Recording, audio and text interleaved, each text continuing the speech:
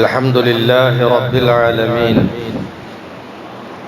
والصلاة والسلام على سيد المرسلين وعلى آله وصحبه أجمعين أما بعد فعن جابر رضي الله عنه قال خرجنا مع رسول الله صلى الله عليه وسلم إلى سعد بن معاذ رضي الله عنه حين توفي فلما صلى عليه ووضع في قبره وصوي عليه سبح رسول الله صلى الله عليه وسلم فسبحنا طويلا ثم كبر فكبرنا فقيل يا رسول الله لم سبحت ثم كبرت قال لقد تضايق على هذا العبد الصالح قبره حتى فرجه الله عنه رواه الإمام أحمد. ബഹുമാനമുള്ള മുഅ്മിനീങ്ങളെ, അല്ലാഹു നമുക്ക് ഈ പ്രഭാതം ഖൈറാക്കി തരട്ടെ. വിചാരിച്ച വിഷയങ്ങളിലൊക്കെയും വിജയം പ്രദാനം ചെയ്യട്ടെ. തിരുനബിയുടെ ശിഷ്യനും പ്രമുഖ സ്വഹാബിയുമായ സഅദ് ഇബ്നു മുആദ് റളിയല്ലാഹു അൻഹുവിൻ്റെ മറയടക്കലുമായി ബന്ധപ്പെട്ടിട്ടുള്ള ചെറിയ ഒരു വിഷയത്തെയാണ് ഇന്ന് നിങ്ങൾക്ക് വായിച്ച് കേൾപ്പിച്ചിട്ടുള്ളത്. ജാബിർ റളിയല്ലാഹു അൻഹു റിപ്പോർട്ട് ചെയ്യുകയാണ്, സഅദ് ഇബ്നു മുആദ് അസുഖബാധിതനായി കിടക്കുന്ന സമയത്ത് ഞങ്ങൾ സഅദിനെ കാണാൻ വേണ്ടി തിരുദൂതരുടെ കൂടെ പോയി. അങ്ങനെ സഅദ് ഇബ്നു മുആദ് എന്നവർ മരണപ്പെട്ടു, വഫാത്തായപ്പോൾ പിന്നെ ശേഷക്രിയകളൊക്കെ ചെയ്യേണ്ടതുണ്ടല്ലോ. അപ്പൊ അദ്ദേഹത്തിന്റെ പേരിൽ മയ്യത്ത് നിസ്കരിച്ചു തിരുനബി തങ്ങൾ. അങ്ങനെ അവരെ ഖബറിൽ കൊണ്ടുപോയി വെച്ചു. വസുവ്വിയ അലൈഹി, ഖബറെല്ലാം മൂടി പൂർത്തിയായ ശേഷം സബ്ബഹ റസൂലുള്ളാഹി സ്വല്ലല്ലാഹു അലൈഹി വസല്ലം, തിരുനബി തങ്ങൾ തസ്ബീഹുകൾ ചൊല്ലി. ഫസബ്ബഹന, തിരുനബി ചൊല്ലിയത് കേട്ടപ്പോൾ ഞങ്ങളും ആ ഖബറിന്റെ അരികിൽ വെച്ചുകൊണ്ട് തസ്ബീഹ് ചൊല്ലി. അതായത് സുബ്ഹാനല്ലാഹ് സുബ്ഹാനല്ലാഹ് സുബ്ഹാനല്ലാഹ് ഇങ്ങനെ ചൊല്ലി. അത് ത്വീല, നീണ്ട നേരം ആ ഖബറിന്റെ സമീപത്ത് വെച്ചുകൊണ്ട് തസ്ബീഹ് ചൊല്ലി. സുമ്മ കബ്ബറ, കുറച്ചങ്ങോട്ട് കഴിഞ്ഞ ശേഷം പിന്നെ ഈ ദൂതര് അല്ലാഹു അക്ബർ എന്ന് തക്ബീറും ചൊല്ലി. ഫക്കബ്ബർന, തിരുനബി തക്ബീർ ചൊല്ലി കേട്ടപ്പോൾ ഞങ്ങളും തക്ബീർ ചൊല്ലി.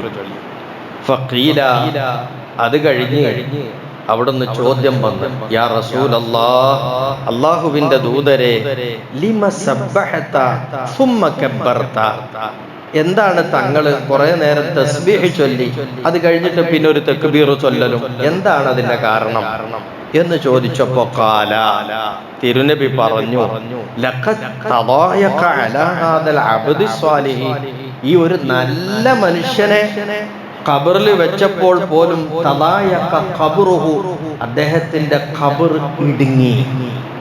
ഈ നല്ല മനുഷ്യനെ ഖബറിൽ വെച്ചിട്ട് പോലും ആ ഖബർ ഒന്ന് ഇടുങ്ങി. അത് സഅദിന് പ്രയാസം ഉണ്ടാകുന്ന രൂപത്തിൽ വന്ന് ഹത്താ ഫറജഹുല്ലാഹു അൻഹു. അങ്ങനെ നമ്മൾ തസ്ബീഹൊക്കെ ചൊല്ലിയില്ലേ, ഈ തസ്ബീഹൊക്കെ ചൊല്ലിയ കാരണത്താൽ അല്ലാഹു ആ ഇടുക്കത്തിൽ നിന്ന് സഅദിനെ രക്ഷപ്പെടുത്തുകയുണ്ടായി.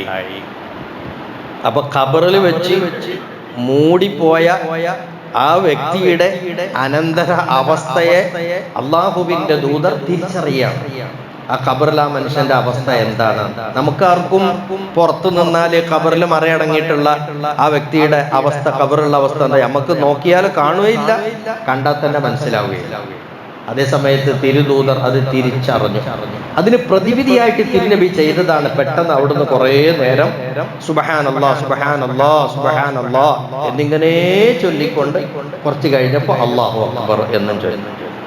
അപ്പോ പ്രയാസം നീങ്ങിക്കിട്ടുന്നതിന് വേണ്ടിയിട്ടാണ് പുറത്തു നിന്ന് അള്ളാഹുവിന്റെ തിരുദൂതരും സഹാബികളും സുബ്ഹാനല്ലാഹ് ആവർത്തിച്ച് ചൊല്ലിയത്.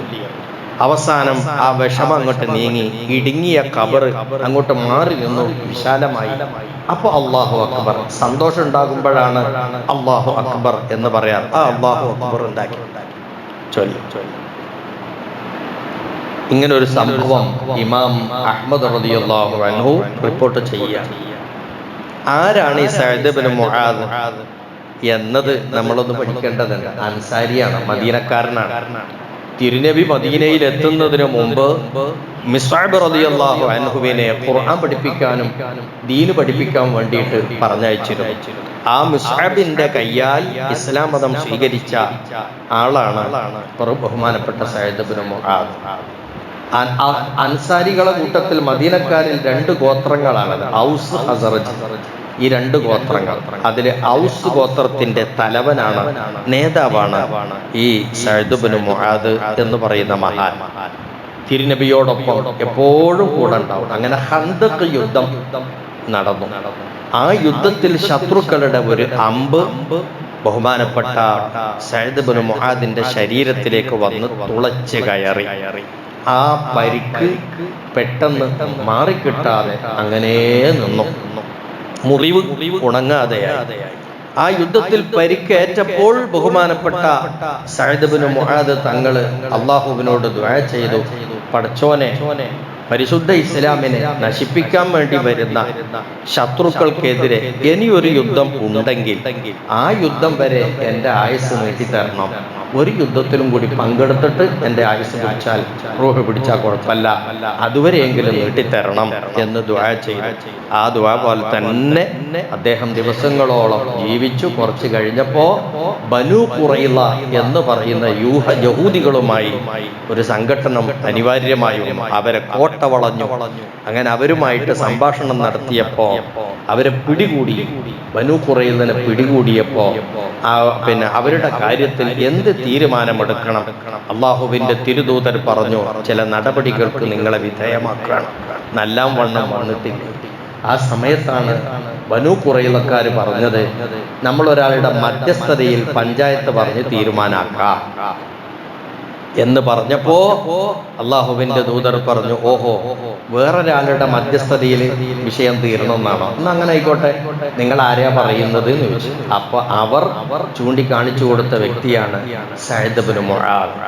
സഅദ് ഇബ്നു മുആദ് ആരെ കൂട്ടത്തിൽപ്പെട്ട ആളാ? തിരുനബിയുടെ ശിഷ്യന്മാർ, അവിടുത്തെ സഹാബികളിൽപ്പെട്ടവരാണ്. ആ സഅദ് ഇബ്നു മുആദിന്റെ നേതൃത്വത്തിൽ അദ്ദേഹം എടുക്കുന്ന തീരുമാനം നമുക്ക് അംഗീകരിച്ചിട്ട് എന്താണോ ചെയ്യുന്നത് അതുപോലെ ചെയ്യാം. ആയിക്കോട്ടെ, അള്ളാഹുവിന്റെ തിരുദൂതരക്കാരും വലിയൊരു വിധികർത്താവ് വേറെ ഇല്ലല്ലോ. പക്ഷേ ശത്രുക്കള് അങ്ങനെ ഒരു ആവശ്യം ഉന്നയിച്ചപ്പോ ആയിക്കോട്ടെ എന്ന് പറഞ്ഞു. സഅദ് ഇബ്നു മുആദ് ആണെങ്കിലോ നേരത്തെ യുദ്ധത്തിൽ പരിക്കുപറ്റി ക്ഷീണിതനാണ്. പക്ഷേ ആ സഅദിനെ വിവരം അറിയിച്ചു, സഅദേ, നിന്റെ തീരുമാനം അംഗീകരിക്കുമെന്നാണ് ബനൂ ഖുറൈള പറഞ്ഞിട്ടുള്ളത്, അതുകൊണ്ട് നീ ഇങ്ങോട്ട് വരണം. ബഹുമാനപ്പെട്ട സഅദ് തങ്ങൾ അന്നൊരു കഴുതപ്പുറത്ത് കയറിയാണ് ഈ സഭയിലേക്ക് വന്നത്. അങ്ങനെ വരുമ്പോ ഏകദേശം സഭയോടടുത്തെത്തിയപ്പോഴാണ് അള്ളാഹുവിന്റെ തിരുദൂതർ പറഞ്ഞു, ഖൂമൂ ഇലാ സയ്യിദിക്കും, നിങ്ങളുടെ നേതാവാണ് വരുന്നത്, നിങ്ങൾ എഴുന്നേറ്റ് നിന്ന് ആ നേതാവിനെ ബഹുമാനിക്കുക എന്ന് പറഞ്ഞു. ആ ചിട്ടയാണ് ഇന്ന് മുസ്ലിം സമൂഹത്തിൽ കണ്ടുകൊണ്ടിരിക്കുന്നത്. നമ്മളൊരാളെ നേതാവായി കാണുമ്പോൾ ആ നേതാവിന് കൊടുക്കേണ്ട റെസ്പെക്ട് നമ്മൾ കൊടുക്കണം. ഇവര് തീരുമാനത്തിന് പഞ്ചായത്ത് പറയാൻ സഅദിനെ നേതാവായിട്ട് അംഗീകരിച്ചതാണ്. അവരോട് പറഞ്ഞു, നിങ്ങൾ നേതാവിന്റെ വരുന്നത്, എഴുന്നേറ്റ് നിൽക്കി, ഖൂമൂ ഇലാ സയ്യിദിക്കും, എഴുന്നേറ്റ്. അങ്ങനെ ആ സഅദിന് വലിയ ബഹുമാനം. സഅദ് തങ്ങൾ അവിടെ വന്നുകൊണ്ട് പിന്നെ തീരുമാനം എടുത്തു. ആ തീരുമാനം ബനൂ ഖുറൈളക്കാർ എന്ത് ചെയ്യണം എന്ന തീരുമാനം അവിടുന്ന് പറഞ്ഞു.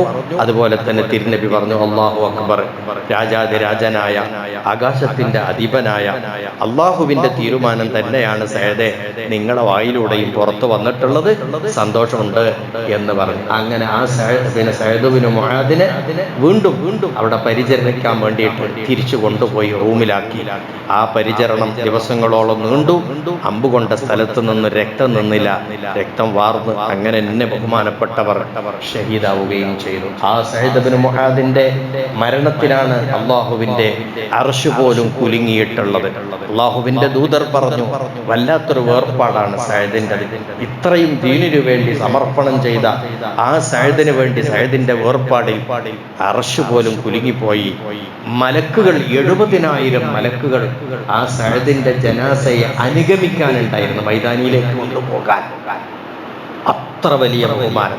ഒരു ദിവസം തിരുനബിയുടെ കയ്യിൽ ഒരു ജോഡി പട്ടുവസ്ത്രം ഉണ്ടായിരുന്നു, നല്ല മയമുള്ള പട്ടുവസ്ത്രം, കാണാൻ രസമുണ്ട്, തൊടാനും വളരെ നൈർമല്യമുണ്ട്. ആ പട്ടുവസ്ത്രത്തിന്റെ ഗുണം കണ്ട് ആശ്ചര്യപ്പെട്ട സ്വഹാബത്തിനോട് തിരുനബി പറഞ്ഞു, ഈ പട്ടിന്റെ ഗുണം കണ്ടിട്ടാണോ നിങ്ങൾ ആശ്ചര്യപ്പെടുന്നത്?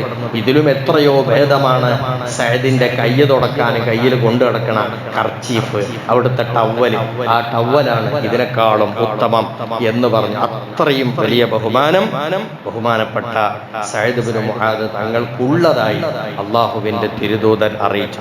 ആ സഅദിനെ പോലും ഖബറിൽ വെച്ചപ്പോ ആ ഖബറൊന്ന് ഇടുക്കിയിട്ട് സഅദിനെ പ്രയാസപ്പെടുത്തി എന്ന് പറയുമ്പോൾ എത്ര നല്ല മനുഷ്യനാണെങ്കിലും ഖബറിൽ വെക്കപ്പെടുമ്പോ ഉണ്ടാകുന്ന അവസ്ഥ കുറച്ച് വിഷമകരമായ അവസ്ഥയാണ്.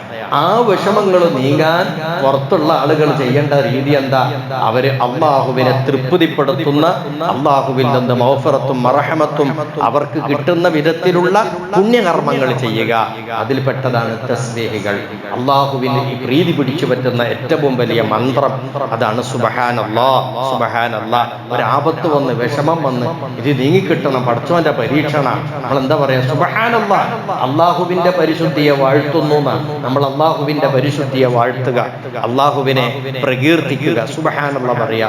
ആ ദിക്ർ ചൊല്ലലിലൂടെ ഈ പ്രശ്നത്തിന് പരിഹാരമാകുന്നു എന്നുള്ളതാണ് ഇത് പഠിപ്പിച്ചത്. അതുകൊണ്ട് നമ്മുടെയൊക്കെ ഇത്രയും സുഹൃതങ്ങൾ ചെയ്ത ആളുകളൊന്നും അല്ലല്ലോ നമ്മുടെ തലമുറയിലുള്ള ആളുകളും പൂർവികരും. അവരെ നമ്മൾ മറവ് ചെയ്തിട്ട് ഇങ്ങോട്ട് യാതൊരുവിധ ബോധവും ഇല്ലാതെ മറവ് ചെയ്തിട്ട് ഇങ്ങോട്ട് പോവുക. പിന്നെ അവർക്ക് വേണ്ടി ഒന്നും ചെയ്യാനുമില്ല, അവര് തിരിഞ്ഞു നോക്കാനുമില്ല. ചില ആളുകൾ മറയടക്കുന്നത് വരെ അവിടെ നിൽക്കും, പിന്നെ അത് കഴിഞ്ഞ ഒരൊറ്റ പോക്കാണ്. തസ്ബീഹ് ചൊല്ലുന്നതിന് പോലും അവർ കൂട്ടു നിൽക്കൂല. അവിടെ വെച്ചുകൊണ്ട് എന്തെങ്കിലും ഖുർആൻ ഓതാണെങ്കിൽ അതൊരു തെറ്റായിട്ട് കാണാം, അവിടെ വെച്ചുകൊണ്ട് ദുആ ചെയ്യുകയാണെങ്കിൽ അതും തെറ്റായിട്ട് കാണാം. ആ ഒരവസ്ഥ വരെ മുസ്ലിം സമൂഹത്തിലുണ്ട്. പക്ഷെ അതൊന്നും തിരുദൂതർ പഠിപ്പിച്ച സുന്നത്തല്ല.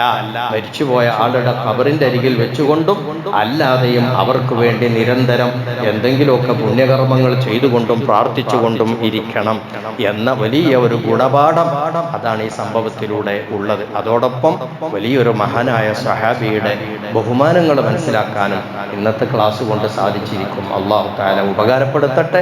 മഹാന്മാരോടുള്ള ബന്ധം, ഈമാനികമായിട്ടുള്ള അടുപ്പം അല്ലാഹു നമുക്ക് എല്ലാവർക്കും വർദ്ധിപ്പിച്ചു തരട്ടെ. മഹാന്മാരോടൊപ്പമായി അല്ലാഹു സ്വർഗ്ഗത്തിൽ നമ്മളെല്ലാവരെയും ഒരുമിച്ച് കൂട്ടി തരട്ടെ. വആഖിറു ദഅ്വാനാ അനിൽ ഹംദുലില്ലാഹി റബ്ബിൽ ആലമീൻ.